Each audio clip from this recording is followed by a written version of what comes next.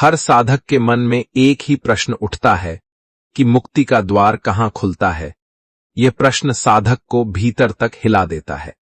वह सोचता है, यदि साधु पास है, शास्त्र पास हैं, सत्संग भी है, तो फिर मुक्ति क्यों नहीं मिलती? यहीं सबसे बड़ा भ्रम छिपा है। मुक्ति किसी की उपस्थिति से नहीं खुलती, वह भीतर की तैयारी से खुलती है। जब तक मन अपने बंधन को पकड़े रहता है, तब तक साधु भी सामने होकर केवल दृश्य बन जाते हैं। जिस दिन मन स्वयं छोड़ना सीख लेता है, उसी दिन बिना किसी शोर के द्वार खुल जाता है।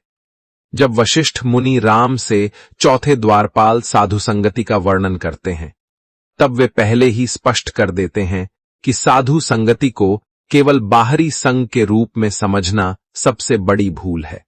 वे कहते हैं, हे राम, विवेक, वैराग्य और संतोष के बाद भी यदि साधक का मन बार बार भटकता है, तो उसका कारण साधुसंग की कमी है, क्योंकि साधुसंग वह भूमि है जहां ये तीनों गुण स्थिर होते हैं। वशिष्ठ कहते हैं, साधु का अर्थ कोई विशेष वेश, संप्रदाय या स्थिति नहीं है। साधु वह है जिसमें सत्य के प्रति निष्ठा जाग चुकी हो, और संग का अर्थ केवल साथ बैठना नहीं है, बल्कि उस चेतना के स्पर्श में आना है। जब साधक ऐसे मन के समीप आता है, तो उसका अपना मन भी उसी दिशा में ढलने लगता है। हे राम, चौथा द्वारपाल सबसे कोमल है, पर सबसे प्रभावशाली भी है। विवेक समझ देता है, वैराग्य दूरी बनाता है, संतोष मन को थामता है, पर साधुसंग साधक को संबल देता है। बिना संबल के मन बार बार पुराने संस्कारों में लौट जाता है। वशिष्ठ कहते हैं, साधुसंग का सबसे बड़ा प्रभाव यह है कि साधक अकेला नहीं रहता। अकेलापन साधना का शत्रु है। जब साधक को यह अनुभव होता है कि सत्य का मार्ग केवल मेरा नहीं है, तब उसकी आंतरिक शक्ति बढ़ती है। बहुत से लोग यह मान लेते हैं कि साधुसंग का अर्थ केवल उपदेश सुनना है। यह अधूरा सत्य है। साधुसंग का वास्तविक अर्थ है ऐसे वातावरण में रहना जहां असत्य को पोषण न मिले, जहां अहंकार को समर्थन न मिले, जहां तृष्णा को समर्थन न मिले। साधु उपदेश दे या न दे, उसका जीवन ही शिक्षा होता है। उसका शांत होना, उसकी सहजता, उसकी निर्लिप्त दृष्टि, ये सब साधक के मन पर गहरा प्रभाव डालते हैं। ये प्रभाव शब्दों से नहीं, स्थिति से पड़ता है। अब वशिष्ठ चारों द्वारपालों के सेवन में पुरुषार्थ की भूमिका को स्पष्ट करते हैं। वे कहते हैं, कोई यह न समझे कि विवेक, वैराग्य, संतोष और साधुसंग अपने आप आ जाते हैं। इन चारों में पुरुषार्थ आवश्यक है।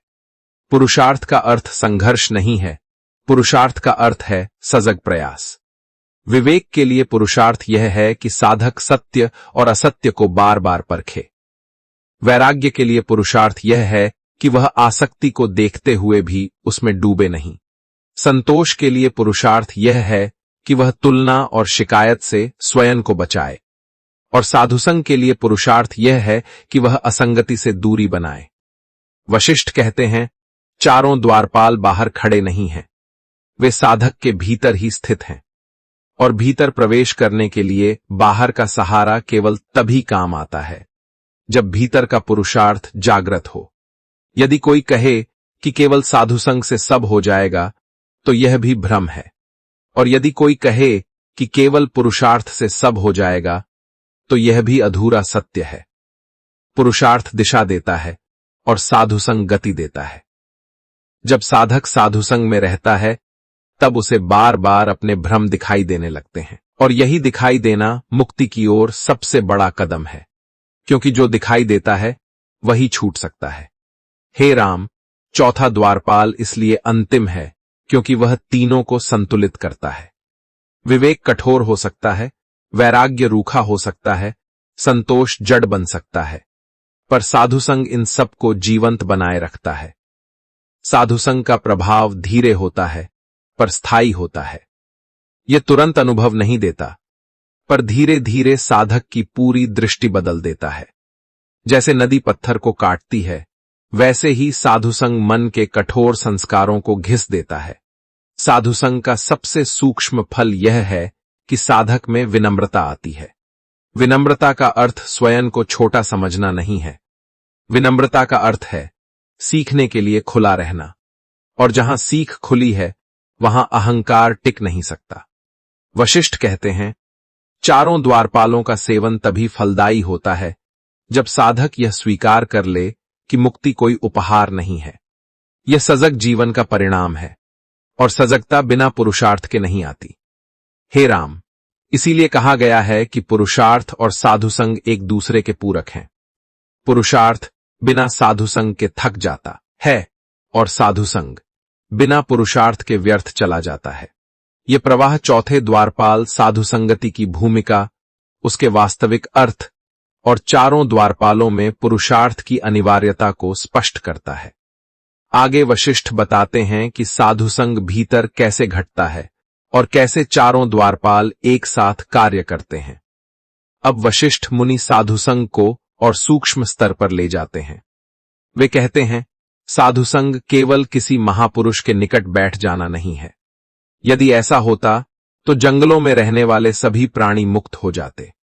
साधुसंग का वास्तविक अर्थ है सत्य की ओर उन्मुख चेतना का संग।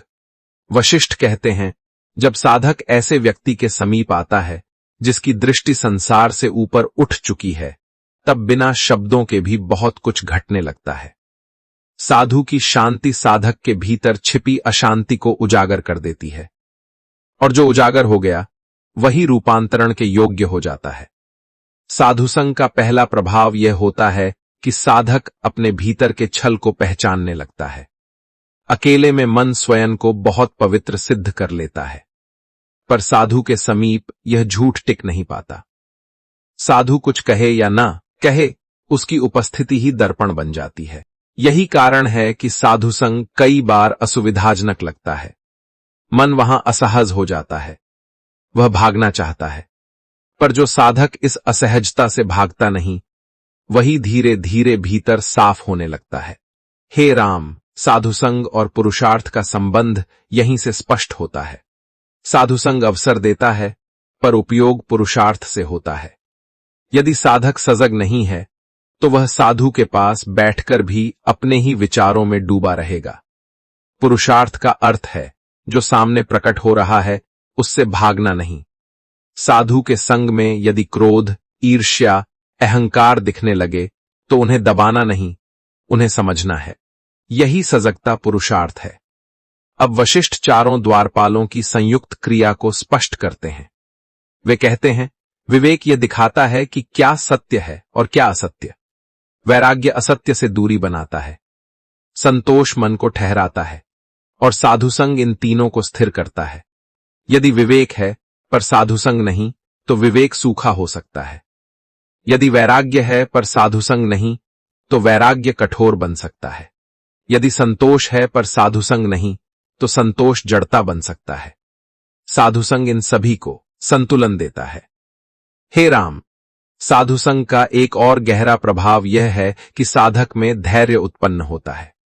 अकेला साधक जल्दी परिणाम चाहता है, वह पूछता है मुझे कब शांति मिलेगी, पर साधुसंग में रहकर वह देखता है कि शांति कोई उपलब्धि नहीं, एक परिपक्वता है। वशिष्ठ कहते हैं, धैर्य बिना पुरुषार्थ नहीं आता। साधक को बार बार अपने भीतर उठती हड़बड़ी को देखना होता है। यही देखने की निरंतरता पुरुषार्थ है। हे राम, साधुसंग का अर्थ केवल मनुष्यों का संग नहीं है। सत्य ग्रंथों का अध्ययन, शांत वातावरण और भीतर की सजगता भी साधुसंग के ही रूप हैं। जहां असत्य को पोषण न मिले वही साधुसंग है। वशिष्ठ कहते हैं, इसलिए यदि बाहरी साधु उपलब्ध न हो तो साधक निराश न हो। वह अपने भीतर ऐसे वातावरण का निर्माण करे जहां अहंकार को समर्थन न मिले। यही भी साधुसंग है। हे राम, पुरुषार्थ का एक और सूक्ष्म पक्ष है चयन। साधक को यह देखना होता है कि वह किन लोगों, किन विचारों और किन संस्कारों के संग में रह रहा है। हर संग अपना रंग देता है। यह जानना और सावधानी रखना भी पुरुषार्थ है। वशिष्ठ कहते हैं, मुक्ति का मार्ग कोई रहस्य नहीं है, पर उसमें ईमानदारी चाहिए।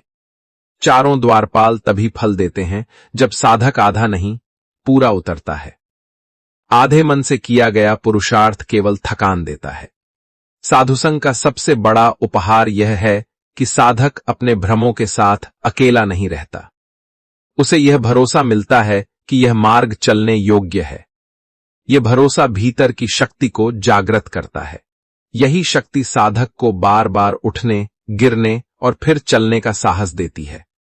और यही साहस अंततः द्वार के भीतर प्रवेश कराता है। यह प्रवाह साधुसंग की सूक्ष्म क्रिया, पुरुषार्थ की वास्तविक परिभाषा और चारों द्वारपालों की संयुक्त भूमिका को और गहराई से स्पष्ट करता है। आगे वशिष्ठ बताते हैं कि साधुसंग भीतर कैसे पूर्ण होता है और कैसे चारों द्वारपाल एक साथ साधक को मुक्त अवस्था में प्रतिष्ठित कर देते हैं। अब वशिष्ठ मुनि साधुसंग की उस अंतिम परिपक्व अवस्था का वर्णन करते हैं, जहां साधुसंग बाहर की घटना न रहकर भीतर की स्थिति बन जाता है। वे कहते हैं, हे राम, जब तक साधक साधु को बाहर खोजता है, तब तक वह द्वार तक तो पहुंचता है, पर भीतर स्थिर नहीं हो पाता। पर जिस दिन साधुसंग भीतर घटने लगता है, उसी दिन चारों द्वारपाल एक साथ जागृत हो जाते हैं। साधुसंग का चरम रूप यह है कि साधक स्वयं के मन को ही साधु के निकट रख देता है। इसका अर्थ यह नहीं कि मन पवित्र हो गया, बल्कि इसका अर्थ यह है कि मन अब सत्य के प्रति ईमानदार हो गया है। जहां ईमानदारी आ जाती है, वहीं साधुसंग पूर्ण हो जाता है। हे राम, इस अवस्था में साधक किसी विशेष संग पर निर्भर नहीं रहता। वह जहां भी जाता है, वहां सजग रहता है। लोगों के बीच रहते हुए भी वह असंग में स्थित रहता है। यही असंग में स्थित रहना साधुसंग की परिपक्वता है। वशिष्ठ कहते हैं, अब चारों द्वारपाल अलग अलग नहीं दिखते। विवेक अब केवल विचार नहीं रहता, वह दृष्टि बन जाता है। वैराग्य अब त्याग नहीं रहता, वह स्वाभाविक दूरी बन जाता है। संतोष अब प्रयास नहीं रहता, वह मन का स्वभाव बन जाता है। और साधुसंग अब किसी व्यक्ति तक सीमित नहीं रहता, वह चेतना की अवस्था बन जाता है। हे राम, इस अवस्था में पुरुषार्थ भी बदल जाता है। अब पुरुषार्थ का अर्थ संघर्ष नहीं रहता। अब पुरुषार्थ का अर्थ है सजग बने रहना। जो घट रहा है उससे भागना नहीं, जो उठ रहा है उसे देखना। यही सजगता अब स्वतः स्फूर्त हो जाती है। साधक अब यह नहीं पूछता कि मैं कितना आगे बढ़ गया हूं, क्योंकि तुलना का आधार ही समाप्त हो गया है। वह न स्वयं को आगे मानता है, न पीछे। वह केवल उपस्थित रहता है, और यही उपस्थिति मुक्ति का लक्षण है। हे राम, साधुसंग की पूर्णता में साधक को यह भी स्पष्ट हो जाता है कि चारों द्वारपाल कोई बाहरी व्यवस्था नहीं थे। वे साधक के अपने ही गुण थे, जो अब परिपक्व हो गए हैं। इसलिए अब कोई द्वार दिखाई नहीं देता, कोई प्रवेश नहीं दिखता। वशिष्ठ कहते हैं, जब द्वार ही नहीं दिखता, तब बाहर और भीतर का भेद भी समाप्त हो जाता है। साधक संसार में रहता है, पर संसार उसके भीतर प्रवेश नहीं करता। यही स्थिति जीवन मुक्त की है। हे राम, अब मृत्यु का भय भी ढीला पड़ जाता है, क्योंकि मृत्यु का भय अकेलेपन से जन्म लेता है। और जहां साधुसंग भीतर स्थिर हो गया, वहां अकेलापन समाप्त हो जाता है। जीवन चलता है, मृत्यु आती है, पर दोनों साधक को बांधते नहीं। यही कारण है कि साधुसंग को अंतिम द्वारपाल कहा गया है। यह द्वार बंद नहीं करता, यह द्वार को अदृश्य कर देता है। जहां द्वार अदृश्य हो गया, वहां प्रवेश का प्रश्न ही नहीं रहता। हे राम, अब चारों द्वारपालों का सेवन भी समाप्त हो जाता है, क्योंकि सेवन उसी का किया जाता है जो अलग हो। जब विवेक, वैराग्य, संतोष और साधुसंग स्वयं साधक की प्रकृति बन जाते हैं, तब उन्हें साधने की आवश्यकता नहीं रहती। यही वह बिंदु है जहां पुरुषार्थ भी मौन हो जाता है। पुरुषार्थ का उद्देश्य ही था मन को इस स्थिति तक लाना। जब मन स्वयं इस स्थिति में स्थिर हो गया, तब प्रयास अपने आप छूट जाता है। हे राम, अब साधक न साधक रहता है, न साधना शेष रहती है। न वह मुक्ति की कामना करता है, न बंधन का भय रहता है। जीवन जैसा है, वैसा ही सहज रूप से घटता रहता है। वशिष्ठ कहते हैं, यही मुमुक्षु व्यवहार का निष्कर्ष है। यह कोई सिद्धांत नहीं, यह जीने की शैली है। जहां मन सत्य के साथ रहता है, वहां मुक्ति कोई घटना नहीं रहती, वह स्वाभाविक अवस्था बन जाती है। हे राम, अब इस उपदेश को भी पकड़े मत रहो।